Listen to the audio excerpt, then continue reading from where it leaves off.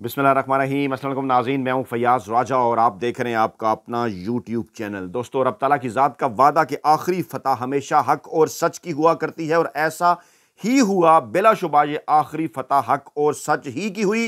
इमरान खान ने mafia handler सहूलतकारों के खिलाफ एक और जंग आसाब शिकन मरहला जीत लिया। इमरान खान 9 मई के केसेस से मुकम्मल तौर पर बरी, बेगुनाह करार, किसी किस्म का कोई कसूर, कोई वास्ता, कोई राब्ता नहीं। सारा भांडा 9 मई का फूट गया। किसने यह प्लान किया, कौन था इसके जिम्मेदार, क्या मकासद हासिल करना चाहते थे, इस वक्त आग लगा दी है नवाज शरीफ के शर्मनाक तरीन एतराफात ने जो लंदन से पाकिस्तान वापसी पर उन्होंने किए कि वो क्यों कर इक्तदार में नहीं आ सके, क्यों कर उन्हें अक्सरियत नहीं मिली, क्यों कर वो इलेक्शन नहीं जीते। जी हां, 9 मई का भांडा मुकम्मल तौर पर फूट गया है और इस गलीज तरीन प्रोपेगेंडे के फूटे जाने के बाद, सामने आने के बाद, आश्कार होने के बाद, खास तौर पर 24 नवंबर की फाइनल कॉल से पहले पाकिस्तान तहरीक इंसाफ और इमरान खान की एक बहुत बड़ी फतह इसे करार दिया जा रहा है। 9 मई के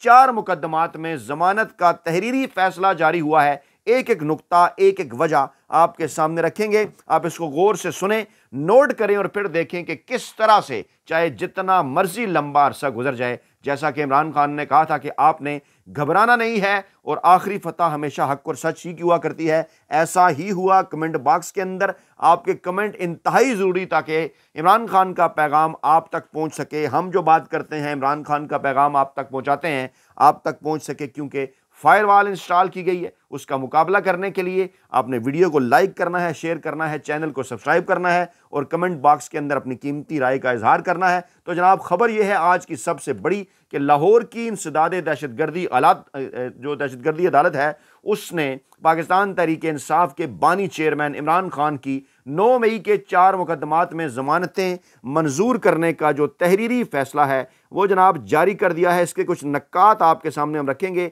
ATC जज अरशद जावेद, अब अदालतें इंतहाई बहादुरी के साथ फैसले करना शुरू हो चुकी हैं।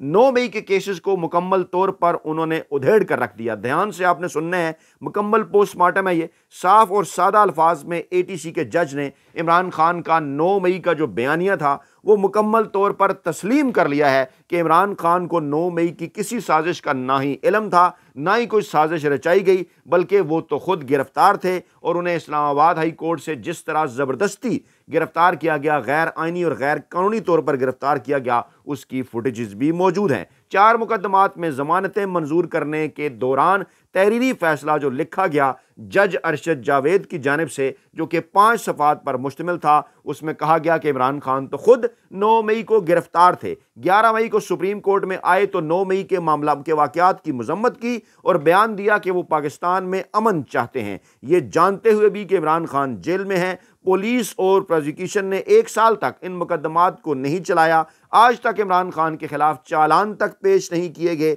जिससे इन केसेस की संजीदगी का अंदाज़ा लगाया जा सकता है। मुख्तलिफ ज़मीनी बयानात, मुख्तलिफ दावे किए गए, मगर किसी में साजिश का वक्त नहीं बताया गया। प्रोसिक्यूशन की ताख़ीर के बायस इमरान खान 9 मई के मास्टर माइंड हैं या नहीं, इसका जायज़ा ट्रायल में लिया जाएगा। किसी मुलजिम को गैर मुअय्यना मुद्दत के लिए जेल में नहीं रखा जा सकता। इमरान खान को पुलिस ने ज़मीनी बयानात में नामजद किया। पुलिस ने बयान दिया कि कुछ ऑफिसर्स ने सारी साजिश सुनी, मगर हैरान कुन तौर पर उन्होंने ये साजिश अपने अफसरान को नहीं बताई, ना ही रिकॉर्ड पर ऐसी कोई चीज़ लेकर आए।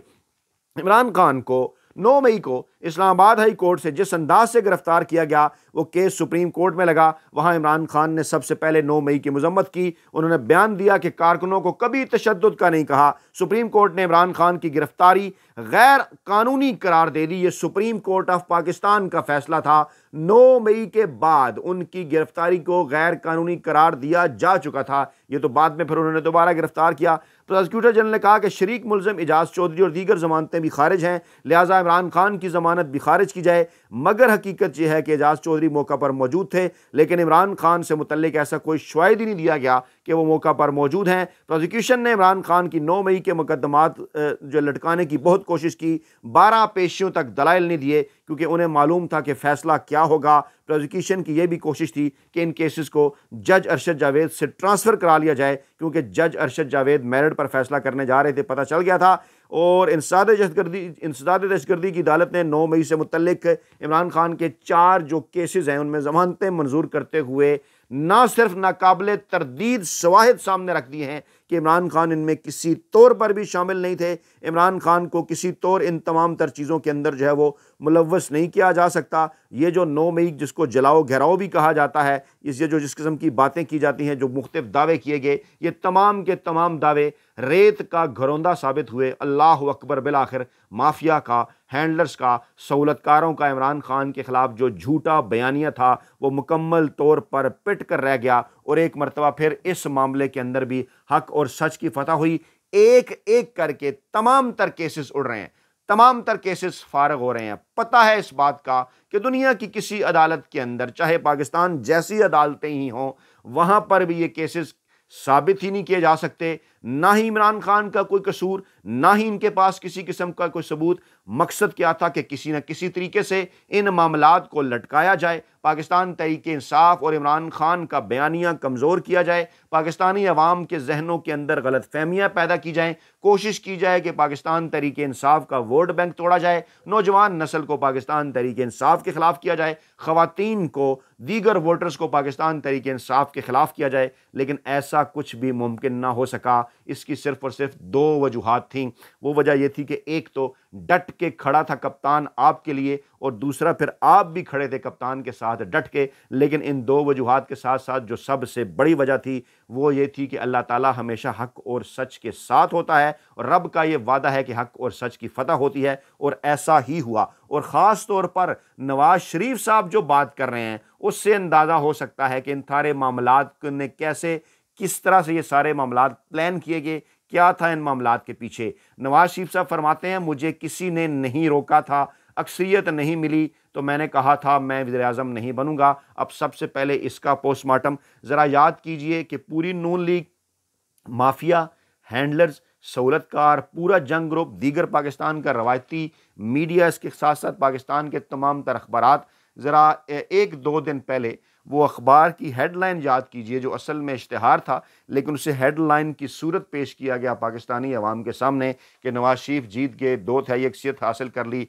नवाज शरीफ पाकिस्तान के वज़ीर-ए-आज़म बन गए। इस किस्म की ख़बरें सुपर लीड इन्होंने छपाई जो कि इश्तिहार थे, लेकिन उनको पोर्ट्रे इन्होंने इस तरह से किया कि ये कोई इन्फॉर्मेशन है, ये कोई इनकी ख़बर है, जो कि दुनिया भर के जो सहाफ़ती इखलाकियात हैं उसके ख़िलाफ़ था। और यहाँ पर नवाज शरीफ कह रहे हैं कि हमने तय कर रखा था कि अक्सरियत ना मिली तो वज़ीर-ए-आज़म नहीं बनूंगा। नवाज शरीफ साहब, आप आए किस लिए थे पाकिस्तान के अंदर? लंदन प्लान के तहत। आपको लाने वाले कौन थे? जी हाँ, काजी फ़ाइज़ ईसा साहब और मौजूदा पाकिस्तान की इस्टेब्लिशमेंट, माफिया, हैंडलर, सहूलतकार।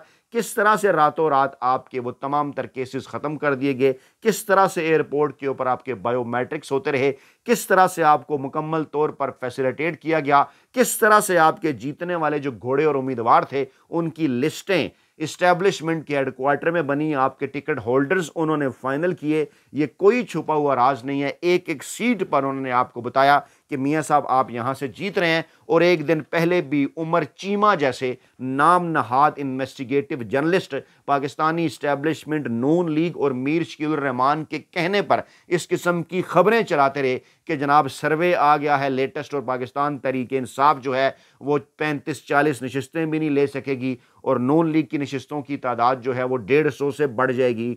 और इस किस्म की तमाम तर चीज़ें कौन कर रहा था, किसके कहने के ऊपर ये तमाम तर चीज़ें की जा रही थी? जी हाँ, मियाँ साहब आप थे जिसके पीछे आपका माल था, जिसके पीछे आपकी आल थी, जो सब कुछ आप खाल बचाने के लिए कर रहे थे। लेकिन वो कहते हैं ना कि वो हो ना सका, और आज आप ये कह रहे हैं कि आपको पहले से पता था। शर्म आनी चाहिए। मौसूफ कहते हैं ये मैं नहीं सोचता या ऐसा हरगिज़ नहीं है कि मुझे वज़ीर-ए-आज़म बनने से रोका गया। यहाँ पर ये वो नूरों और जमूरियों का बयानिया भी मियाँ साहब ने वाड़ दिया, जो नूरे जमूरे इस बात के पीछे पना लेते हैं कि इस्टेब्लिशमेंट ने नवाज शरीफ को नहीं आने दिया, इस्टेब्लिशमेंट नवाज शरीफ को माइनस करना चाहती थी, वो शहबाज शरीफ को लाना चाहती थी। हुआ कुछ ऐसा कि नवाज शरीफ शर्म की वजह से वज़ीर-ए-आज़म नहीं बने।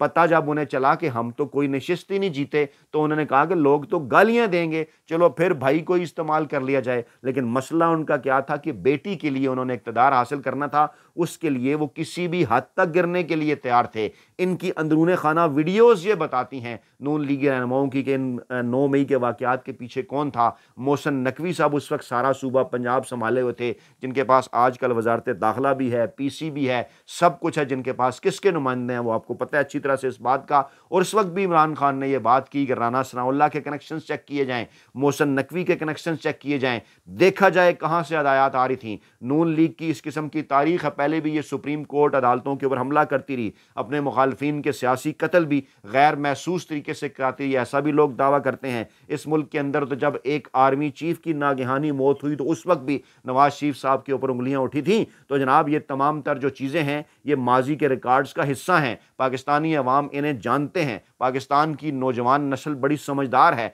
वो रिसर्च करती है, उनके पास सोशल मीडिया है। हमारे जैसे मजदूर साफ़ी अपनी सी कोशिश करके उन तक इन अखबारात, इन किताबों के ज़रिए हकीकत पहुँचाते हैं, उसके बाद वो फैसला करते हैं। और ऐसा ही हुआ, आपने सारा बयानिया बनाया 9 मई का, आपने इमरान खान के ख़िलाफ़ एक माहौल बनाया। पाकिस्तानी अवाम इस माहौल करने को, इस बयानिए को तस्लीम करने को किसी सूरत तैयार नहीं थे। और फिर ऐसा ही हुआ कि 8 फरवरी को जब इलेक्शन हुआ तो फिर किस तरह से करोड़ों की तादाद में पाकिस्तानी अवाम बाहर निकले। उससे पहले आप कर क्या चुके थे, इमरान खान को जेल में डाल चुके थे, तमाम आपकी जो अव्वलीन क़यादत थी पाकिस्तान तहरीक इंसाफ की सीनियर, उसको आप जेल के अंदर डाल चुके थे। एक जलसा जुलूस तक करने की इजाज़त नहीं थी, इंतखाबी निशान आपने छीन लिया था, कागजात नामजदगी तक आप जमा नहीं कराने दे रहे थे, बात तक नहीं करने दे रहे थे, लोगों के घरों के अंदर घुसकर ख़वातीन को, उनके बच्चों को उठा रहे थे, उम्मीदवारों को गायब कर रहे थे। और आपका ये ख्याल था, आप तो सुकून से बैठे, हमारी मालूमात के मुताबिक 8 फरवरी की शाम 5 बजे तक काफ़ी पी रहे थे कि चलें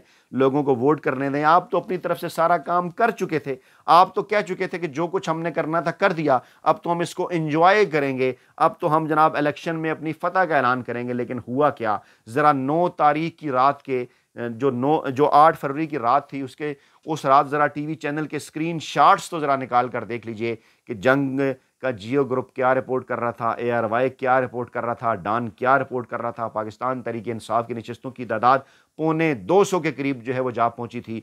मैं 272 के हिसाब से बात कर रहा हूँ, यानी 2/3 मेजॉरिटी पाकिस्तान तहरीक इंसाफ की वाज़े थी, अकेले ही, बगैर किसी इंतखाबी निशान के, बगैर किसी सियासी रहनुमा के, बगैर किसी इंतखाबी टिकट के, बगैर किसी इंतखाबी निशान के, जिस तरह से माला माल कर दिया था पाकिस्तानी अवाम ने पाकिस्तान तहरीक इंसाफ को वोटों से। उसके बाद फिर आपके पल्ले क्या रहा, उसके बाद फिर आप रात के हरकत में आए, हबड़ दबड़ में, जल्दबाजी में जब हरकत में आप आए तो फिर ऐसा ही होता है। माजी में भी ऐसी मिसालें हैं, जिस तरह भोंडे तरीके से फार्म 45 को जाली फार्म 47 से बदला गया, जिस तरह से नवाज शरीफ, शहबाज शरीफ, मरियम नवाज, हमजा शहबाज, ख्वाजा आसफ, दीगर साद रफ़ीक, जितने भी लोग, राना सनाउल्लाह, जावेद लतीफ़, सरदार अयाज सादिक, बड़े बड़े थम आपके हार चुके थे। और वहाँ पर आपने कुछ को फिर कहा चलें इनकी जो खैर है, इनकी कुर्बानी दे दें राना सनाउल्लाह और ख्वाजा साद रफ़ीक की, लेकिन नवाज शरीफ को जितवा दें, शहबाज शरीफ को जितवा दें, मरियम नवाज को जितवा दें। मकसद क्या था, इनके कैंप उस रात खाली हो चुके थे। टीवी चैनल रिपोर्ट कर रहे थे, पाकिस्तान तहरीक इंसाफ के यहाँ, पाकिस्तानी अवाम के यहाँ जश्न फतह मनाया जा रहा था। जब रात के फ़ोन खड़कना शुरू हुए, जब रात के मियाँ साहब को कहा गया कि नहीं मियाँ साहब, जब रात के ख्वाजा आसफ को, शहबाज शरीफ को जगाया गया, जब बिल वास्ता राब्ते भी हुए अडयाला जेल के अंदर कि आप अगर हमारे साथ अब भी डील करते हैं तो नताइज आपके हक में आने देते हैं। लेकिन इमरान खान डट कर खड़े हो गए। इमरान खान ने वाज़े तौर पर इनकार कर दिया। कभी जरदारी के ज़रिए, कभी लतीफ़ खोसा के ज़रिए, कभी एतजाज़ एहसन के ज़रिए पैगामात भिजवाए गए इमरान खान को कि आप पीपल्स पार्टी के साथ मिलकर हुकूमत बना लें, आप हमारे साथ डील कर लें, आप हमारी बात मान लें, अपना बयानिया छोड़ दें। लेकिन इमरान खान खड़ा रहा डट कर, सिर्फ और सिर्फ इस वजह से कि उसे इस बात का यकीन था कि रब ताला की ज़ात उसके साथ है, पाकिस्तानी अवाम उसके साथ हैं। और फिर ऐसा ही हुआ, आज के दिन तक भी पाकिस्तानी अवाम ने इमरान खान को नहीं छोड़ा। और आज नवाज शरीफ का ये कहना कि सियासी कशीदगी के ज़िम्मेदार इमरान खान हैं, और आगे चलकर वो कहते हैं कि मैं बड़ा मोहतात रवैया इसलिए अपना रहा हूँ, मैं नहीं चाहता कि पाकिस्तान मुश्किलात या अदम इस्तेकाम का बायस बने, ये आखिरी चीज़ मैं मुल्क के लिए करना चाहता हूँ। नवाज शरीफ सख्त परेशान हैं, सख्त मायूस हैं। अंदाज़ा हो गया उन्हें इस बात का कि ना सिर्फ उनसे उनका बयानिया चला गया, उनका वोट बैंक फारग हो गया। मुकम्मल तौर पर पाकिस्तान तहरीक इंसाफ ने पहले दीगर सूबों में और उसके बाद पंजाब के अंदर जो नून लीग का वोट बैंक था, जो चंद अजला के अंदर महदूद होकर रह गया था पिछले इलेक्शन के बाद, उसको भी इमरान खान ने मुकम्मल तौर पर फारिग कर दिया। और इस वक्त इमरान खान के तमाम तर वो मुखालफीन जो सहाफ़ती मुखालफीन हैं, सुहेल वड़ाइच जैसे, नजम सेठी जैसे, जिनके लिए नवाज शरीफ बड़े फेवरेट हैं, जो इस्टेब्लिशमेंट के बड़े फेवरेट हैं, वो तमाम के तमाम ये बात मानने पर मजबूर हैं कि इमरान खान के ख़िलाफ़ कोई भी बयानिया कामयाब नहीं हो सका। इमरान खान ना सिर्फ बयानिए की जंग जीत चुके, बल्कि इस वक्त अगर इमरान खान को रिहा किया जाए या ना किया जाए, पाकिस्तान के अंदर अगर इलेक्शन कराए जाएँ तो उन इलेक्शन के नतीजे में बिलाशुबा पाकिस्तान तहरीक इंसाफ मुकम्मल तौर पर क्लीन स्वीप करेगी। अपना बहुत ख्याल रखिएगा, दुआ में याद रखिएगा। नई वीडियो के साथ जल्द हाजिर होंगे। अल्लाह निगहबान।